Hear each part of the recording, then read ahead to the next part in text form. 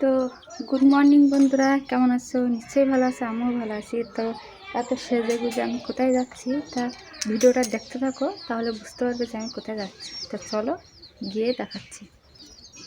তো আমি কি ঘুরতে যাচ্ছি? না বন্ধুরা, আমি ঘুরতে যাচ্ছি না, আমি যাচ্ছি আমার ইদানিং করে দাঁতের গোড়ায় ফুলেছে আর ব্যথাও করছে, যন্ত্রণা হচ্ছে। তো ওই জন্য এই দিক থেকে যতই ডাক্তার দেখায় না কেন ব্যথা যন্ত্রণা কম থাকে, আবার ব্যথা হয়। তো ওই জন্য আমার শ্বশুর বাড়ি থেকে বাপের বাড়ি আধা ঘন্টা পর, তা সেখানে একটা ভালো দাঁতের ডাক্তার আসে। তো সেইখানে আমি সকাল সকাল বেরিয়ে যাচ্ছি। তো দেখো বন্ধুরা, আর আমি আমার ভাইপোর জন্য খাবার নিতে এসেছিলাম। তো সেখানে ভালো করে আমি ভিডিও করতে পারিনি, যেহেতু আমার বাইরে গিয়ে ভিডিও করা অভ্যাস নয়।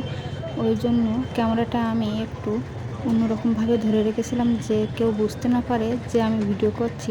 তো প্লিজ আমার ভিডিও যারা পছন্দ করো একটু কষ্ট করে দেখে নিও।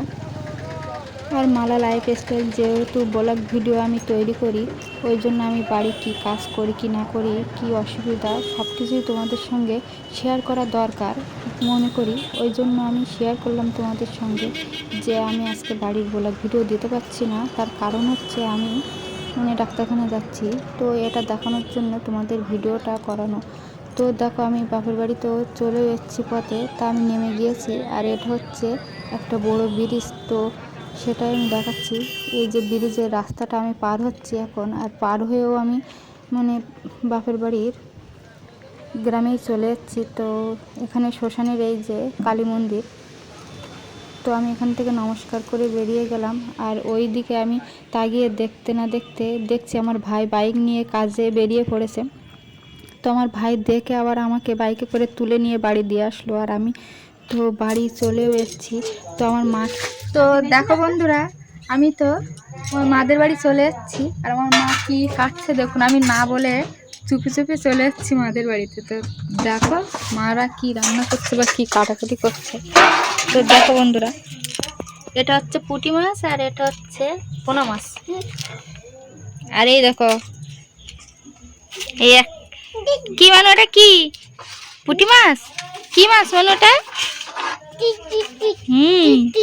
টিট টিট টিট। তো এই সবে মাদের বাড়ি এসে ঢুকলাম। তো দেখতেই পাচ্ছ আমার ড্রেস এখন খোলাই হয়নি, এবার আমি চেঞ্জ করে নেবো, নিয়ে কিছু খেয়ে নেবো। না বলে সকাল সকাল বেরিয়ে যাচ্ছিলাম, বাড়ি কিছু কাজ গুছিয়ে রেখে চলে এসেছি। তো রাখছি।